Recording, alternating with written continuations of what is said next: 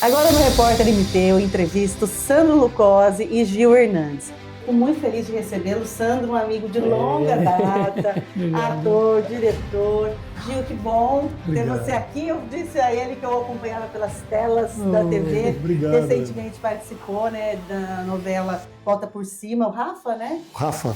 Que tratou também de um assunto muito importante, que era a questão dos anabolizantes em ambientes de academia, mas sejam muito bem-vindos, Sandro, que bom ter você aqui. A gente vai falar sobre o festival que está acontecendo agora, em agosto, em Cuiabá, e conta um pouquinho para mim dessa história. Bom, o Panorama de Arte da Ciana está na 3ª edição, ele começou em 2016, deu uma parada e retomamos em 2024 e estamos, né, em 2025 na 3ª edição. Esse ano a gente está com um projeto que coloca em cena 163 artistas, 163 trabalhadoras e trabalhadores da cultura, e isso para a gente é muito importante, né? É um respiro para as produções locais que estão aí paradas, e a gente, inclusive, tem uma proposta de utilizar os espaços que não tem costume de receber, né, programações durante a semana.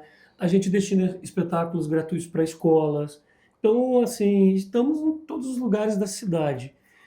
Esse ano, nessa edição, não foi possível irmos para os bairros, como nós fizemos no ano passado. No ano passado, nós estávamos no Pedra 90, né, no Parque Atalaia, no Parque Geórgia, enfim. E essa é a proposta. Então, que a gente já está prospectando a edição número 4, a gente quer retomar exatamente esse formato e não ficar apenas um mês com o festival, ser um festival de 3 meses.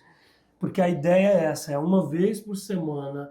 A gente está em uma esquina da cidade, um bairro da cidade, em algum equipamento comunitário para estar levando espetáculo, né, para todo mundo. E neste final de semana, qual equipamento que estaremos? Esse final de semana a gente está no Teatro da UFMT, sábado e domingo. Sábado, a partir das 17 horas, com a programação infantil, e depois das 18h30 até as 22 horas a gente tem a programação noturna com o teatro adulto. E o que me chamou a atenção também é a quantidade de artistas e também de representatividade de locais, de cidades diferentes. A gente tem aqui uma amostra das artes cênicas de Mato Grosso. Sim, a gente tem aí todos os municípios que têm produção teatral estão aqui participando com a gente esse ano. Já vieram, estão chegando, tem um grupo chegando amanhã de Alta Floresta, que aliás faz um trabalho brilhante há mais de 25 anos. Então, assim, para a gente é muito honroso receber e valorizar também, né, a produção local. Gil, você aqui em Cuiabá já conhecia a nossa cidade, já veio em outras oportunidades, ou para apresentar um monólogo, né, mas para participar, apresentar, enfim, nesse campo das artes é a primeira vez? Porque você trabalha muito em publicidade também, né? Eu fiz muita publicidade, minha carreira, desde que eu saí da faculdade, bom, enfim, são 7 novelas inteiras, né, do começo ao fim, 35 peças, e, sei lá, 350 comerciais. Mas eu tive aqui em 2016. Depois tive em 2019. Em 2016 eu tive com o revezamento da tocha olímpica. Eu fui o mestre de cerimônia oficial do revezamento, um projeto que vai completar 10 anos no ano que vem, e que eu tive o prazer e a honra, e se me chamarem amanhã eu faço de novo, de rodar 95 dias pelo país, ininterruptamente. Eu fiz 81 apresentações e eu falava com a plateia. Eu tive públicos de 200 pessoas em cidades muito pequenas do interior da Bahia e falei para um público de 150 mil pessoas em Fortaleza, na praia. Então, assim, eu tive aqui em 2016, já até encontrei com o Sandro, e tive em 2019 fazendo um evento de uma empresa que realmente eu não me recordo qual, mas eu fiquei no hotel, acabou que eu nem consegui ver nada. E dessa vez eu estou passando um pouco mais de tempo, além de fazer o espetáculo e ter a honra de ter sido convidado para fechar essa 3ª edição do Panorama, eu vou poder conhecer um pouquinho da cultura local, porque esse é um grande barato de você fazer excursão pelo país. E eu estou iniciando a circulação do boy aqui por Cuiabá e tendo o privilégio de conhecer manifestações culturais da região. E o que você já conheceu, assim, que já está te marcando? Olha, teve o carnaval, como é que é o... Lambadão, ele tá Lambadão. curioso. Lambadão de Alta Floresta, eu vou assistir. Então, assim, eu conhecendo a comida, o pacu, né? Como é que é? A cabeça do pacu. Cabeça Tá do curioso pacu. em comer a cabeça do pacu. Você sabe que quem come cabeça de pacu não vai embora mais de Eu Cuiabá. tô sabendo, é justamente para isso que eu vou comer a cabeça do... Então, assim, esse é o grande barato. E como você falou, Ana, assim, cultura, né? A cultura é uma coisa que atravessa a gente. Então, assim, para mim a cultura é educação, saúde e cultura. E esse país é uma coisa absurda de como a nossa cultura é rica, como a nossa cultura é plural e como a nossa cultura é importante e nos marca como ser brasileiro. Ser brasileiro é isso, é conviver com todo esse painel de cultura que há no Brasil. Com essa diversidade é interessante que quando a gente pensa em cultura, ela é companhia diária. Se você que está nos assistindo se perceber, a cultura é sua companhia diária, por meio de uma música, de um projeto audiovisual, das artes cênicas, das artes visuais. Roupa que se veste tem um desenho. Olha só essa roupa sua, que todo, linda. Né, artesanal. Então, é cultura. E quanto mais a gente tem essa percepção que a cultura ela é do nosso cotidiano e é elemento essencial para que a gente se reconheça como gente, acho que a gente consegue ter um mundo mais tolerante e respeitoso. Sim. E aí, antes de falar com ele sobre a peça, foi você que fez o convite para o Gil vir para cá. Por que esse convite para essa peça? A gente já vai contar um pouquinho para vocês, porque ela me chamou muito a atenção e ela tem um papel importantíssimo, considerando Mato Grosso, considerando que nosso estado é um estado machista, em que mulheres são mortas, são assassinadas. Infelizmente, a gente lidera ranking do estado em que mais mulheres são mortas no Brasil. E ele tem muito a ver com essa necessidade da gente acabar com qualquer tipo de preconceito, do machismo, né, das intolerâncias. Sim. Bom, o Panorama tem uma característica de tentar ser o mais plural possível. Então, em termos de linguagem, para você ter uma ideia, nós temos espetáculos pequenos, grandes. Nós tivemos uma característica esse ano que é espetáculos de música de concerto. Então, por exemplo, um espetáculo que eu faço, que é o Pirguinte. 13 personagens? Isso, gente, exato. Pensa que loucura esse moço. Num espetáculo, assim, viver 13 personagens. Você tem ali, né, o ator, mas você tem uma orquestra de 40 músicos fazendo a trilha sonora ao vivo, né, para uma música que foi originalmente escrita para aquilo. Mas também acabamos de ter no último final de semana uma ópera, né, que é artes cênicas. Então, você tem circo, você tem contação de história, você tem teatro de animação, você tem teatro de sombra, né, e você tem musical, muita música. E aí, essa questão dos espetáculos, das temáticas, é urgente sim a gente falar, e por isso o Boy está na curadoria do festival esse ano. O ano passado nós tivemos um dia com várias manifestações de dança, de teatro, de audiovisual, né, com a temática LGBTQIA+. Mas no caso do Boy, eu acho que o Gil vai poder dizer melhor sobre isso, é que não é um espetáculo que a gente está focado simplesmente no público LGBTQIA+. Pelo contrário, né, é um espetáculo que toca e surpreende muitas pessoas que não são LGBTQIA+, que coloca as pessoas para pensar de uma outra perspectiva, de uma outra maneira, diz assim, tá, eu não sou LGBT, mas peraí, né? Então o Boy é um espetáculo que faz a gente pensar, eu gosto dessa definição, é um espetáculo que faz a gente pensar rindo e se emocionando, né? Não é qualquer espetáculo, eu acho que, como uma característica do Panorama de Artes da Cena, é um espetáculo que tem uma densidade, não é um stand-up meramente, não é uma comédia bobinha, então é um espetáculo com densidade. Fazendo um paralelo, neste momento agora, que a gente está aqui, tem 300 crianças assistindo um espetáculo chamado Entre Nós, que é de um grupo municipal de Lucas do Rio Verde.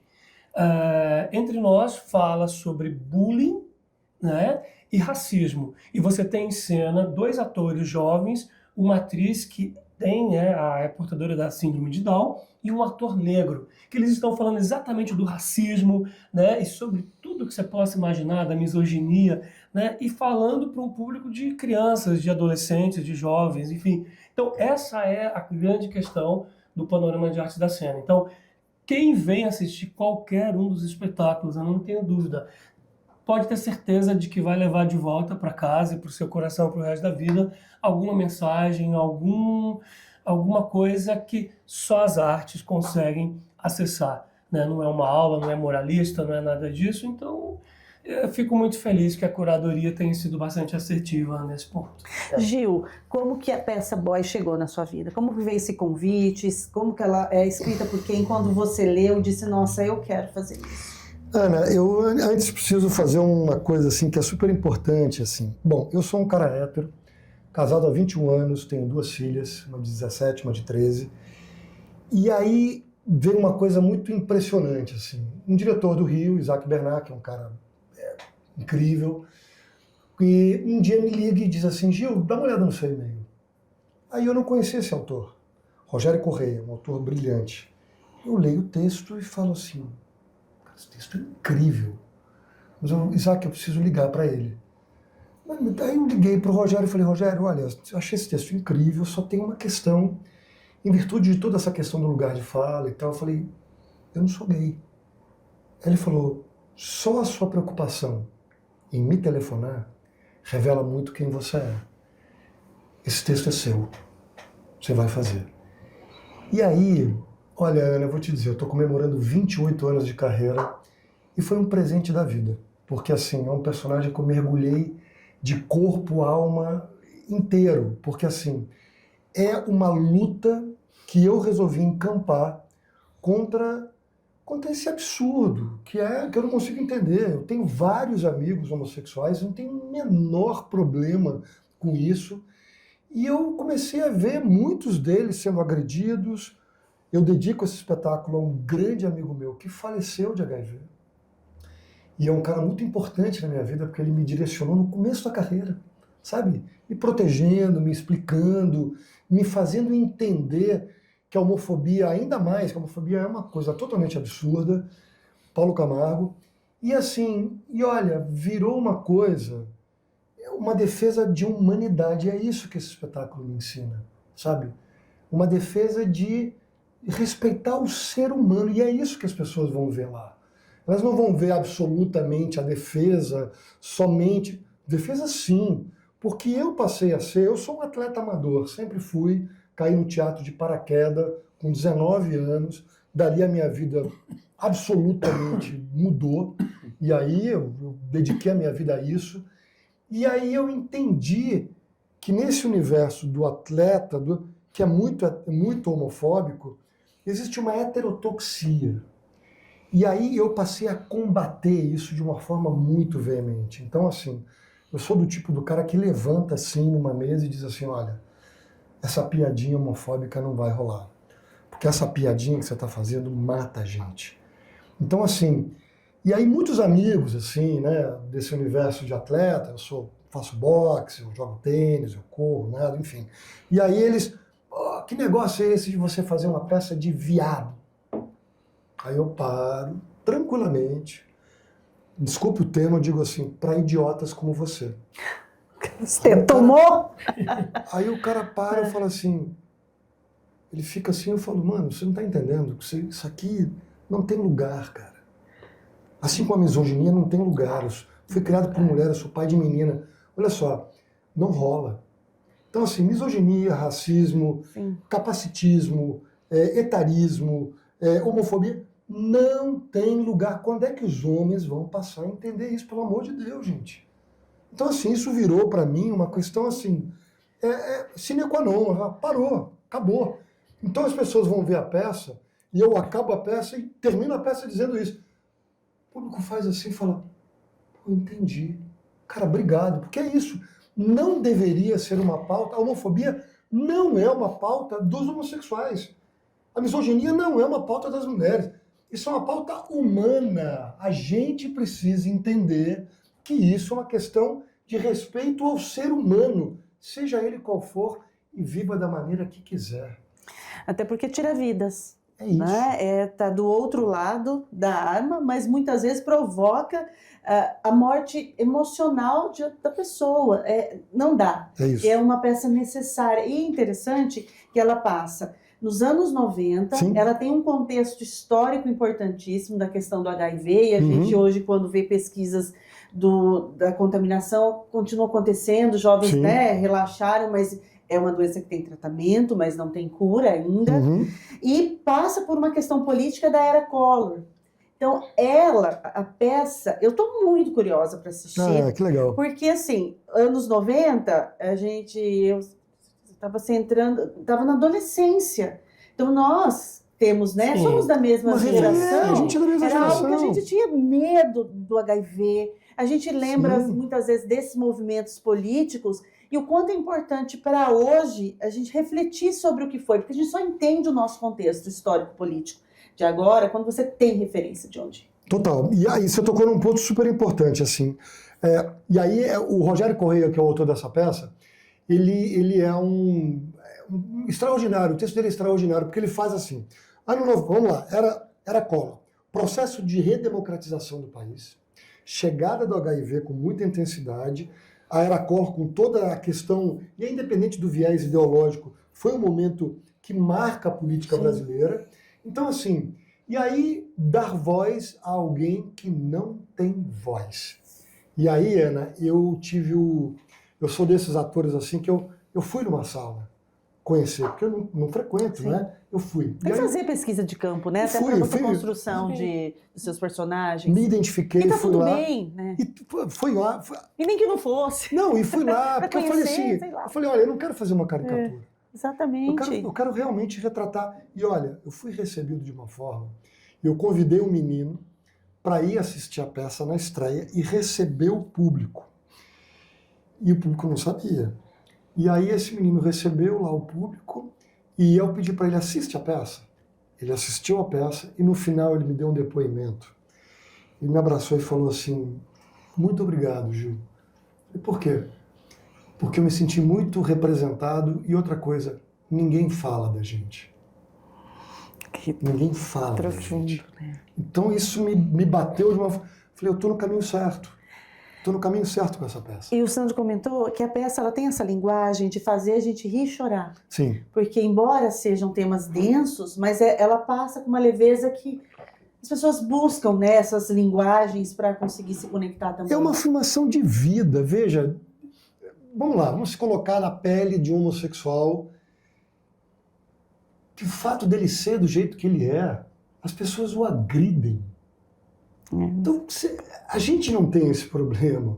Então, você imagina, eu fui participar eu fui numa passeata LGBT, que é PN+, que eu falei assim, eu precisava de uma, espiritualmente, eu precisava assim, de uma autorização, sabe? Então eu fui assistir. Aí eu fiquei olhando, eles passando, e muito do público, muitas pessoas olhando de cara torta, eu falei, não, peraí. Eu comecei a andar no meio da passeata. Aí eu fui andar e eu fui olhar e fui dizer assim, é o direito de existir. Os caras estão aqui manifestando simplesmente o direito de existir do jeito que eles são. Eu falei, vem cá, o que é isso, gente? Século XXI. É óbvio, né? É óbvio. E aí, alguns amigos assim, gays, muito amigos, falaram assim, Gil, me fez pensar, ele falou assim, olha, muito do crime de homofobia, crime, tá? O crime, a agressão, a morte, acontece muitas vezes entre dois homossexuais.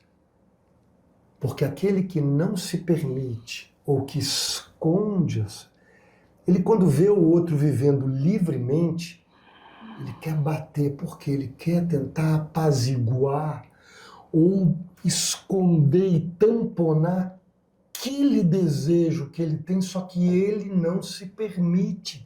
Então, olha que questão profunda e complexa nisso. Então, assim, eu tive muitos psicanalistas e psiquiatras depois do espetáculo debatendo com a plateia. Tem um espetáculo que fala sobre saúde mental, um espetáculo que fala sobre saúde pública, que aí eu contava, a AIDS nunca deixou de ir embora. É o que você falou muito bem, Ana. Ela existe, ela voltou a ter muito caso, por quê? A PrEPs, a PEPs, não se fiem nisso. Voltou, nunca deixou de ir embora. Então, assim, é uma doença sexualmente transmissível que tem que ser cuidada. Então, assim, não relaxem. E é então importante para a garotada mais nova entender o que foi a chegada do HIV. Então, tem vários públicos. a comunidade LGBT que se sente representada porque é um personagem que é um exercício de vida, é um personagem para frente, é um cara que diz assim, eu tô vivo e eu vou viver feliz a minha vida. 1. 2. Quem não viveu a época? Nossa, aconteceu isso tudo? 3. Muitas pessoas que viveram essa época veem o espetáculo e falam, cara, eu lembrei de tudo. Eu tive amigos que passaram por isso. Sim. Eu era um desses caras que frequentava saunas. Então tem várias camadas e gerações que vão ver o espetáculo e se emocionam. Então é muito gratificante poder fazer. E tem um espetáculo, bom, tem um contexto lá da doutora Márcia Rachid, que depois eu conto aqui. Qual que é esse contexto? Não, ele que tem que dizer. Enfim. Dele. É uma doutora Márcia Rachid. Aliás, se você quiser, pega o livro ali para mim. Vamos lá. É uma médica sanitarista que foi a líder, a referência do combate ao HIV no Rio de Janeiro, no Brasil. E no Rio de Janeiro ela liderou o Gafreguinli, que foi o QG do combate ao HIV no Rio de Janeiro. Bom, essa mulher atendeu Cazuza, ela atendeu Renato Russo, ela atendeu, que foi uma epidemia. Sim. Então, assim, e essa pessoa, eu já tinha ouvido falar dela.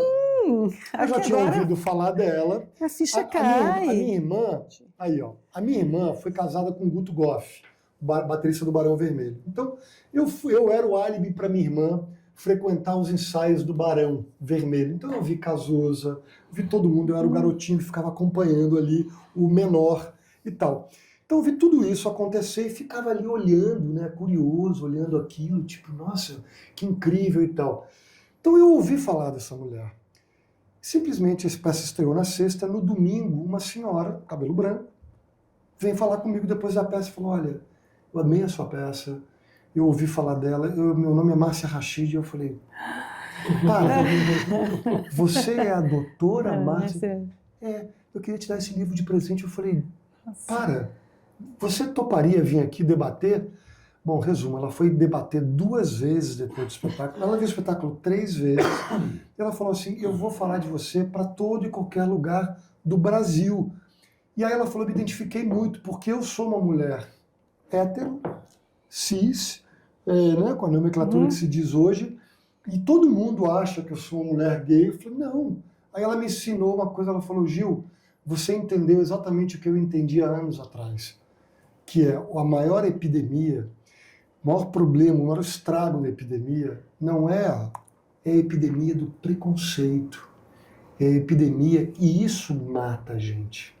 Porque as pessoas contraem HIV e aí acontece uma morte social.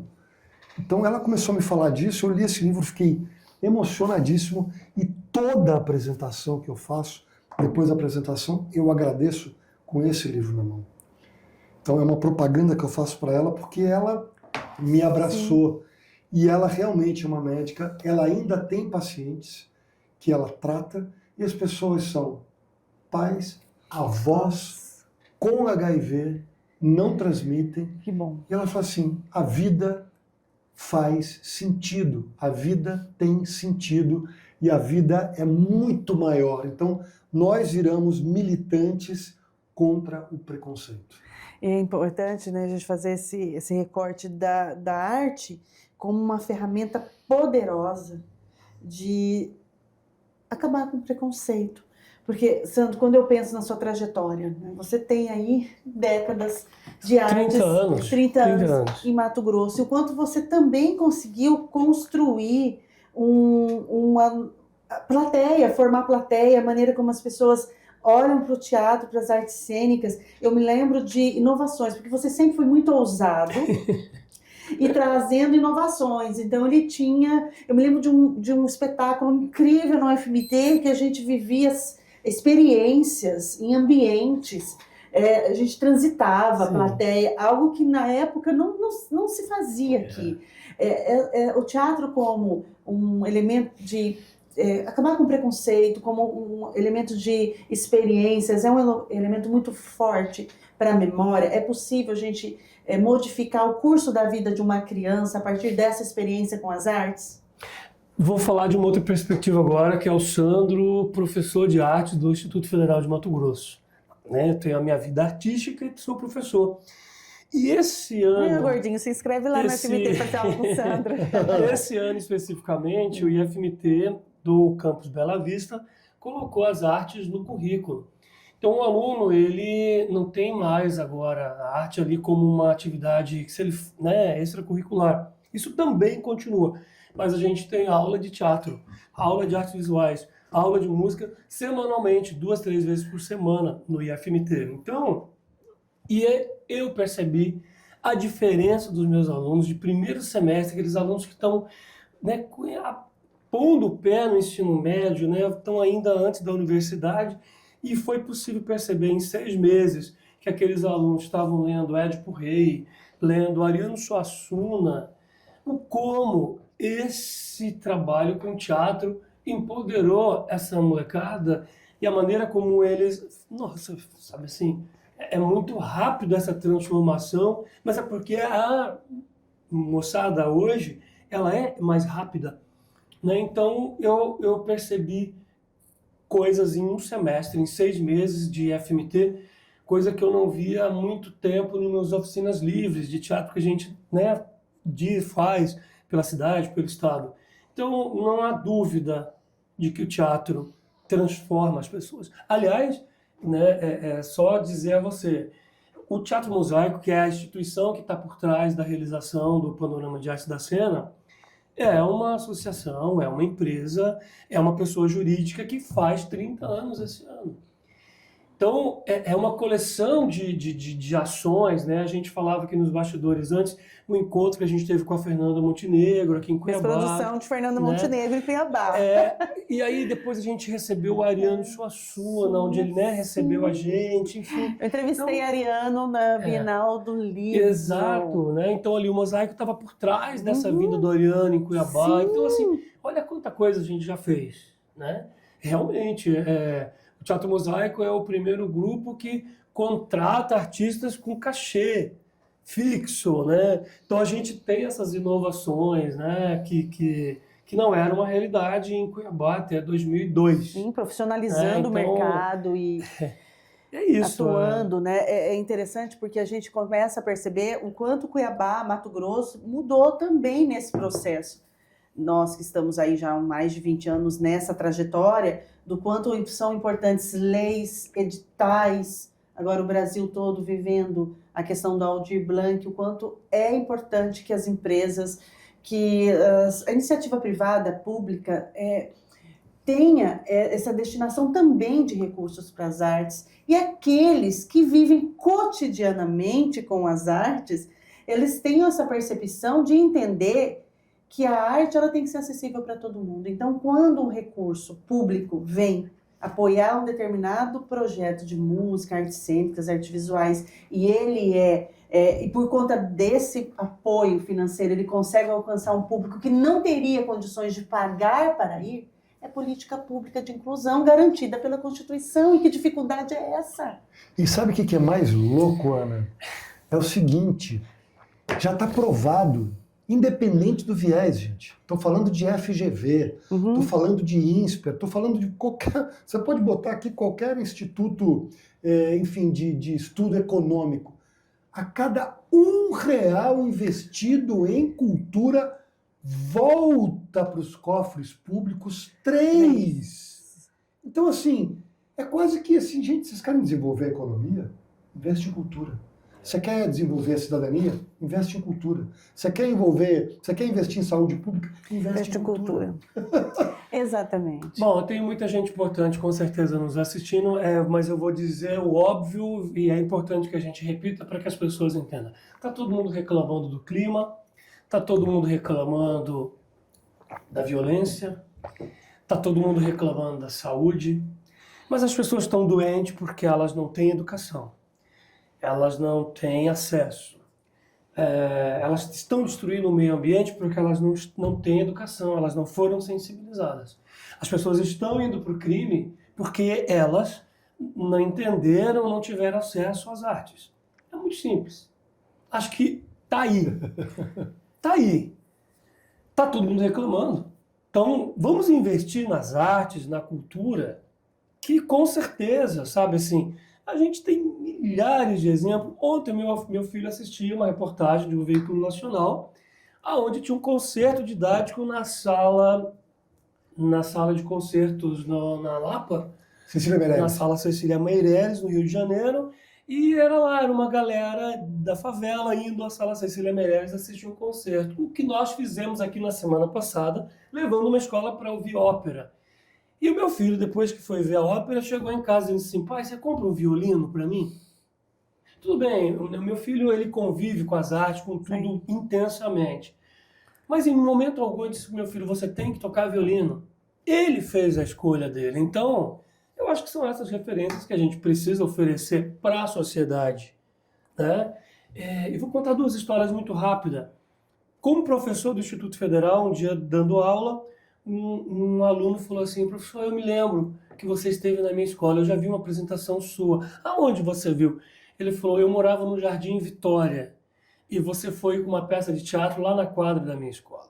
E era um projeto que aquele ano quem patrocinava era a Coca-Cola. E a gente percorria os bairros da cidade fazendo espetáculo. Olha que interessante. Esse aluno, que provavelmente teria uma grande tendência para ir para o mundo do crime, num bairro tão estigmatizado como o Jardim Vitória, e, no entanto, esse garoto virou um aluno do Instituto Federal Mato Grosso, está terminando geologia agora, né, que eu vou acompanhando a vida dos meus alunos. E agora, no Panorama de Artes da Cena, trocando mensagem com uma pessoa que assessora a gente com a mídia, fazendo as edições de vídeo, chegou uma mensagem da editora e disse assim, Pierre Guinti, que maravilha, que bom fazer o vídeo desse espetáculo que marcou a minha vida, quando a minha escola foi ao Cine Teatro assistir a orquestra do Estado de Mato Grosso fazer o Pierre Guinti. Então, você fala assim, né?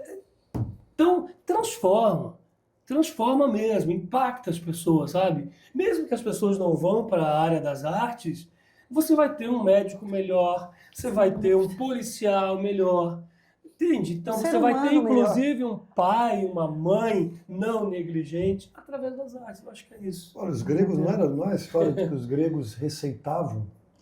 Os gregos receitavam peças para fazer. Daí as tragédias, as comédias. Então assim, gente, não vamos muito longe, tá? Pandemia. O que salvou as pessoas na pandemia? As artes. Através da tecnologia. Experiência, através da tecnologia, certo, das artes. É um remédio, né? Um remédio da alma. E Gil, depois aqui de Cuiabá, dessa experiência, assim, né? Você começa, como você disse, Cuiabá é a primeira cidade a entrar nesse circuito agora da apresentação, né? Da peça. É monólogo, né? Sim. Qual é o próximo destino? Olha, eu já tenho agendado outubro e começo de novembro em São Paulo. Daí eu volto para o Rio.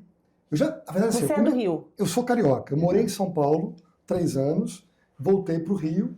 E aí, só que eu já tinha feito a peça em São Paulo, em boates, tipo um happening, tinha testado a peça. E aí eu estreiei, voltei a fazer, porque já tinha feito em São Paulo, voltei para o Rio, fiz uma temporada clássica no teatro. Tal. Agora estou voltando para São Paulo e já tenho agenda São Paulo, Rio, estava negociando agora São José dos Campos, já tem Nordeste apontando.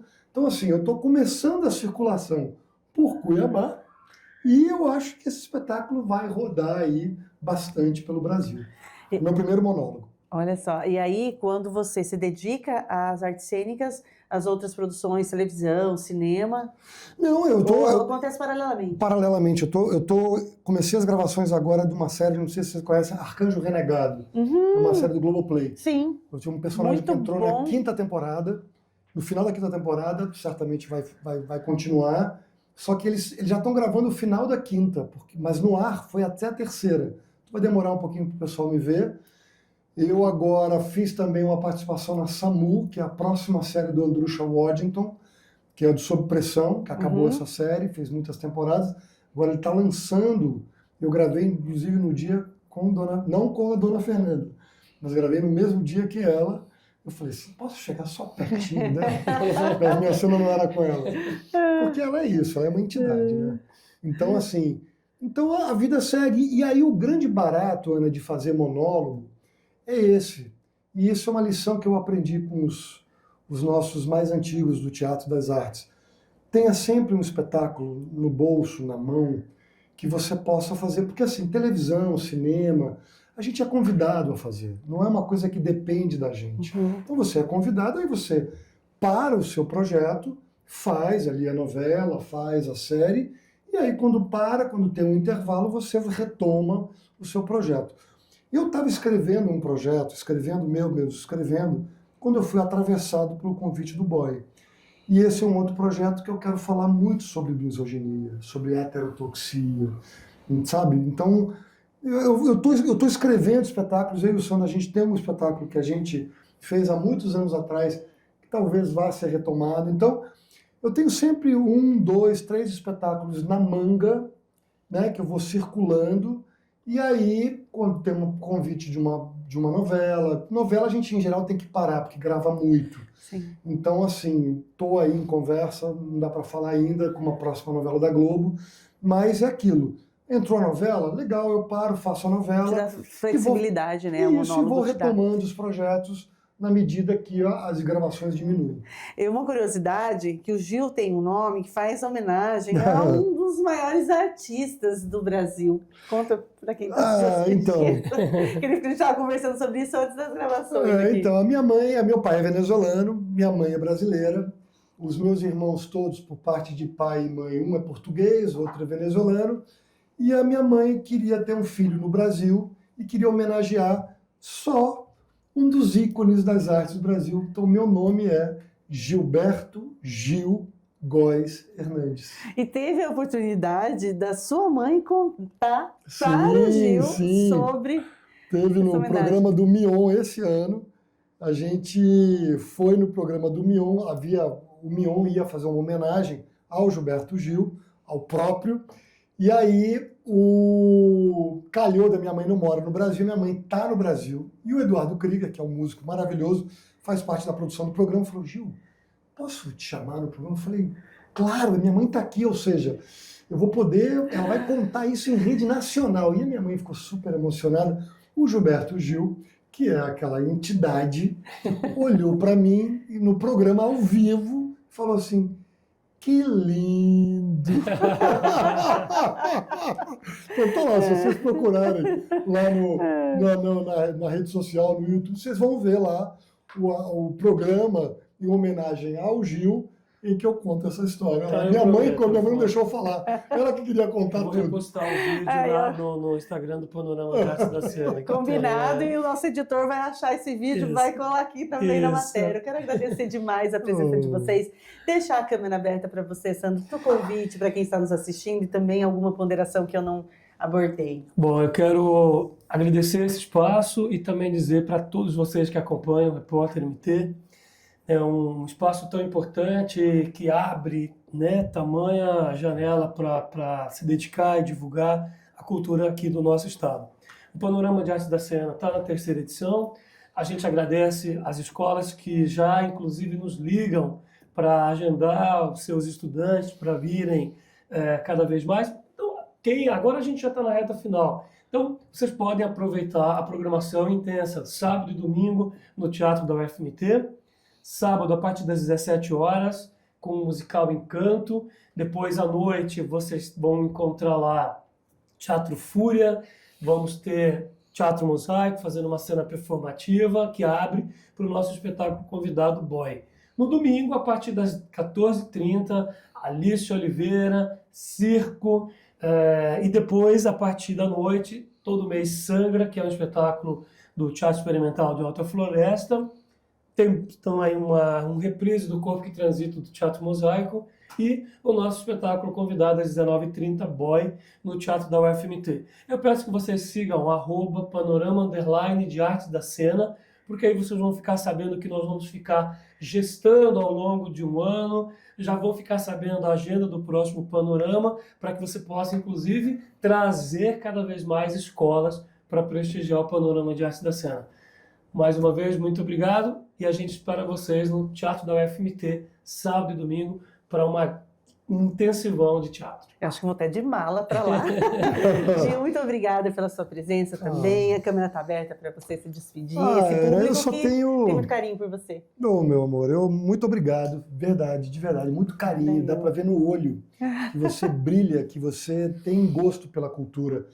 Bom, obrigado, Sandro, obrigado a esse espaço que a gente tem aqui. Eu só tenho a agradecer o fato de poder começar a circulação, na verdade, a brilhantar. Que eu acho que assim, quem tem que aplaudir aqui, a gente tem que aplaudir a iniciativa do Sandro de criar esse panorama de artes da cena e que você tenha, Sandro, de fato, assim, muitas edições, e eu quero poder voltar aqui e poder indicar colegas meus para poder fazer espetáculos aqui, porque eu acho que essa interação da cultura, de você poder rodar com espetáculos do Brasil inteiro, trazer para cá, e eu estou tendo a oportunidade, então eu digo assim, a oportunidade de vir aqui, não só me apresentar, mas poder conhecer as apresentações locais aqui. Então essa troca é super importante.